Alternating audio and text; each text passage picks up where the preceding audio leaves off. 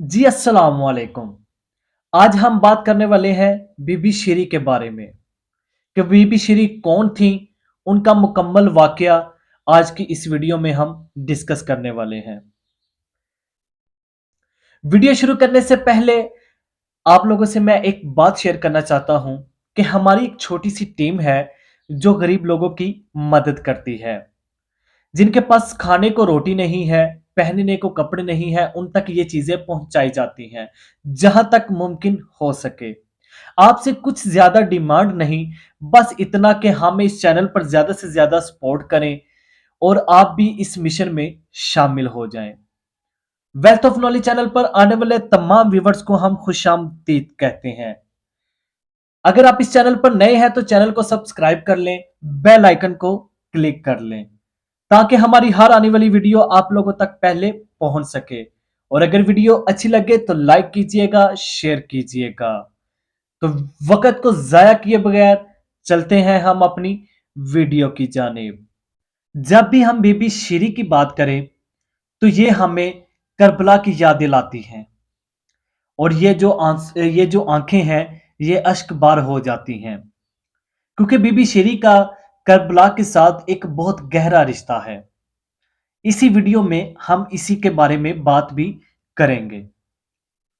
बीबी जो कनीज थी मौला हुसैन अलैहिस्सलाम के घर में, जो बीबी शहर बानो के साथ आई थी।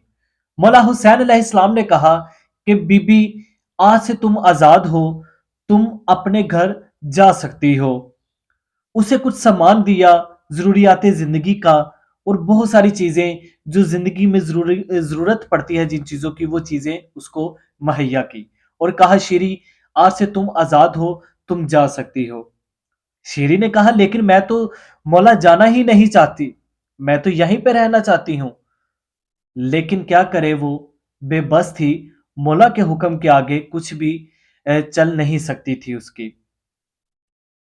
बीबी वहां से निकली तो मौला हुसैन ने अपने पूरे इलाके के अंदर, पूरे शहर के अंदर ऐलान करवाया कि शीरी जा रही है। अगर किसी ने मिलना है वो मिल ले, अगर किसी ने कोई हदिया देना है वो दे दे, या किसी ने कोई तोहफा तहाइफ देना है वो उसको दे दे और उसको मिल ले ताकि वो अपने घर रवाना हो जाए।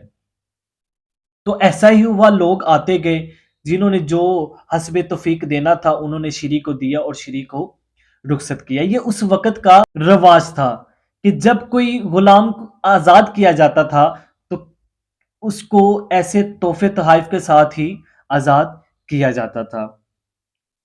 बीबी शेरी चली, लेकिन चलते-चलते रुकी और वापस मुड़ी तो उन्होंने मौला हुसैन अलैहिस्सलाम से एक अर्ज़ की। उन्होंने कहा कि मौला, मैं चाहती हूँ आप किसी दिन मेरे घर मेहमान बनकर आएँ। मौला ने पहले तो उसकी बात सुनी और थोड़ी देर खामोशी इख्तियार की। खामोशी इख्तियार करने के बाद मौला ने कहा कि शेरी, मैं तुमसे वादा करता हूँ कि मैं तुम्हारे घर मेहमान ज़रूर बनूँगा। ये कहकर चल पड़ी। अभी कुछ ही कदम चली थी कि फिर से वो मुड़ी और कहने लगी, मौला, आप अकेले नहीं, अपने सारे खानदान के साथ आइएगा और मेरे घर मेहमान बनिएगा। मैं जहां तक हो सकेगा आपकी मेहमान नवाजी करूंगी।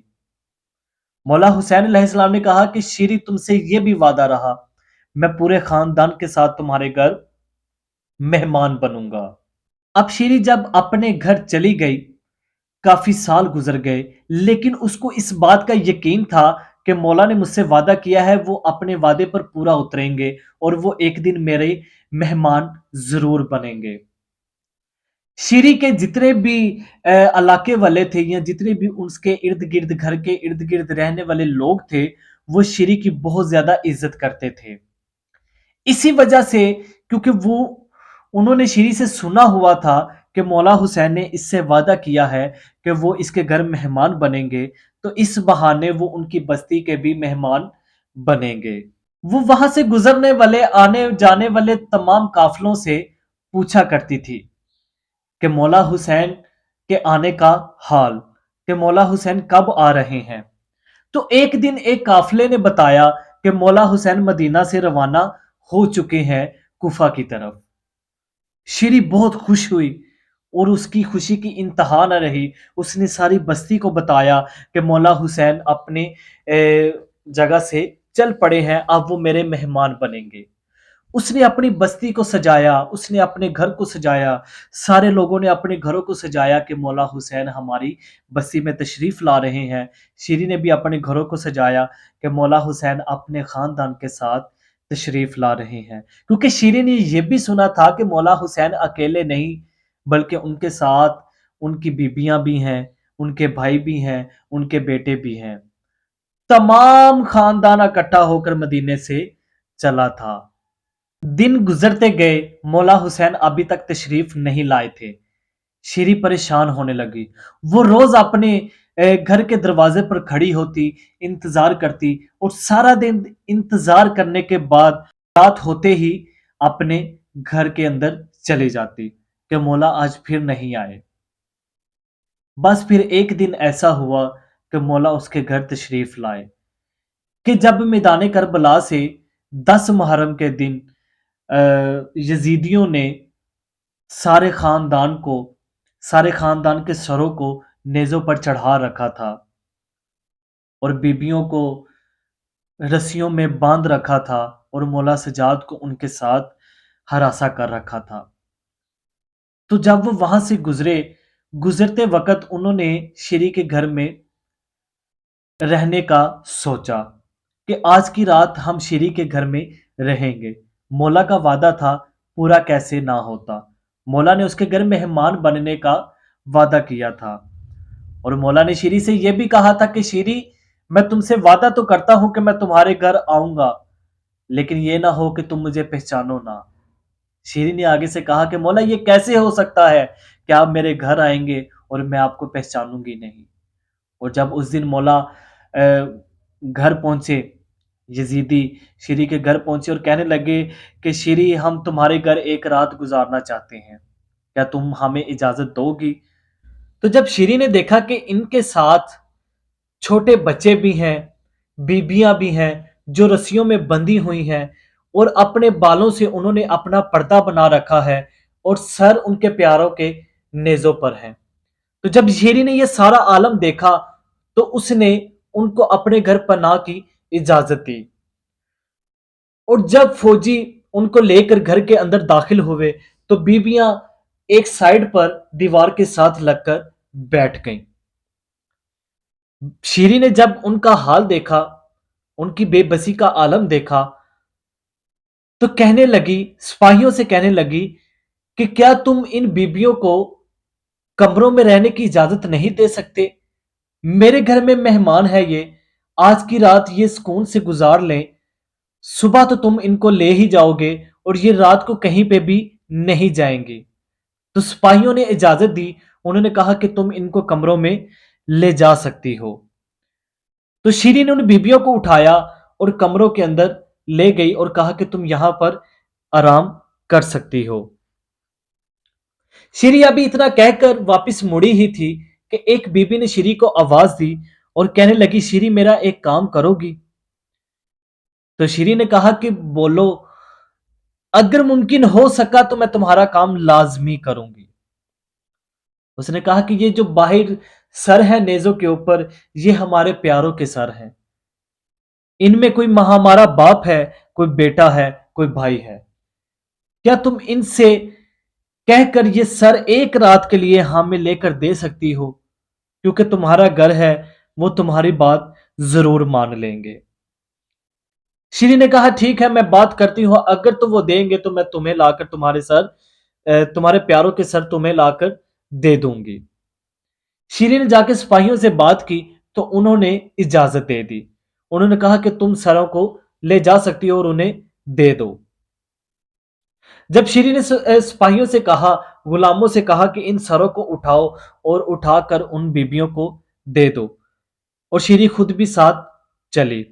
جب انہوں نے سر ان کے حوالے کیے تو شیری سروں کو پکڑا کر واپس مڑنے ہی لگی تھی، تو پھر سے بی بی نے آواز دی اور کہا، شیری ایک درخواست اور کرنا چاہتی ہوں، یہ تو تمہارا گھر ہے کہ ہمیں جب سے ہمارے پیارے شہید ہوئے ہیں ہمیں ان پر رونے نہیں دیا گیا۔ اگر تم کہو تو ہم رو لیں، ہم تم سے وعدہ کرتے ہیں کہ زیادہ اونچی آواز میں نہیں روئیں گے۔ اگر تم اجازت دو تو ہم انہیں رو لیں۔ شیری نے جب یہ بات سنی تو وہ تڑپ اٹھی اور کہنے لگی تم میرے گھر میں ہو، تم جیسے چاہو ان کو رو سکتی ہو۔ ابھی شیری اتنا کہہ کے واپس مڑی ہی تھی، چند قدم چلی تھی کہ پیچھے سے بی بی کی آواز آئی کہ ہائے میرا حسین۔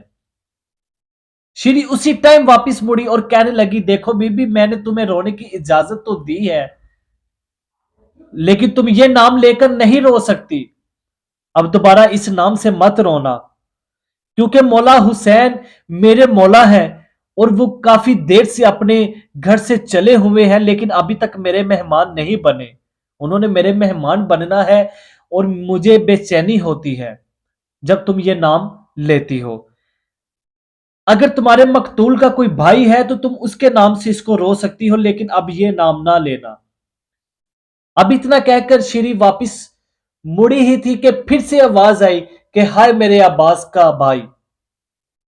شیری نے کہا کہ بی بی ان ناموں سے نہ رو، کیونکہ یہ میرے مہمان بننے والے ہیں، یہ میرے مولا حسین کے گھر کے نام ہیں، مجھے پریشانی ہوتی ہے، تم کسی اور نام سے رو لو۔ ابھی شیری نے اتنا کہا ہی تھا کہ پھر سے آواز آئی ہائے میرے اکبر کا بابا۔ شیری کہنے لگی کہ دیکھو میں نے تمہیں رونے کی اجازت دی ہے، لیکن تم سارے نام میرے مولا کے گھر کے لے رہی ہو۔ آخر تم ہو کون، کہاں سے آئی ہو، تمہارے ساتھ ہوا کیا ہے، تمہارے ساتھ کیا سانیہ پیش آیا ہے؟ تو بی بی نے تھوڑی دیر خاموشی اختیار کی تو شیری پھر سے بولی کہ تمہیں تمہارے حسین کی قسم ہے، مجھے بتاؤ تم ہو کون، اپنا تعارف کرواؤ۔ تو بی بی نے اپنے چہرے سے بالوں کو ہٹایا اور کہا کہ شیری بھول گئی نا، میرے بھائی نے کہا تھا کہ جب ہم تمہارے مہمان بنیں گے تو یہ نہ ہو کہ شیری تم ہم کو پہچانو نہ۔ تو شیری نے جب یہ دیکھا تو وہ تڑپ اٹھی اور کہنے لگی کہ شہزادی آپ اس حالت میں، ہوا کیا ہے؟ بی بی زینب نے فرمایا کہ شیری ہم سب کچھ لٹا کر آ رہے ہیں، سب شہید ہو گئے ہیں، سب شہید ہو گئے ہیں، لیکن یہ جو بیمار ایک دیکھ رہی ہو یہی تمہارا وقت کا امام ہے، ہمارا سب کچھ اجڑ گیا ہے۔ تو بی بی نے کہا کہ شیری تم اپنے مولا سے ملنا چاہتی ہو، تو وہ جو نیزے پر سب سے اونچا سر ہے وہ تمہارے مولا ہے، وہ میرا بھائی حسین ہے، تمہارا مولا حسین ہے۔ تو بی بی تڑپتی ہوئی کبھی یہاں گرتی ہے کبھی وہاں گرتی ہے، روتی چلاتی مولا حسین کے سر مبارک کے پاس پہنچی اور کہا کہ مولا کیا مہمان بنے ہیں، کیا وعدہ پورا کیا ہے کہ اس حال میں آپ میرے مہمان بنے ہیں؟ میں ان شہزادیوں کی حالت دیکھ رہی ہوں، آپ پورے خاندان کے ساتھ میرے مہمان بنے ہیں، کیا وعدہ آپ نے پورا کیا ہے کہ آپ اس حالت میں میرے مہمان بنے ہیں کہ کسی بی بی کے سر پہ چادر نہیں ہے؟ اللہ نگہبان، خدا حافظ، ملاقات ہوگی اگلی ویڈیو میں۔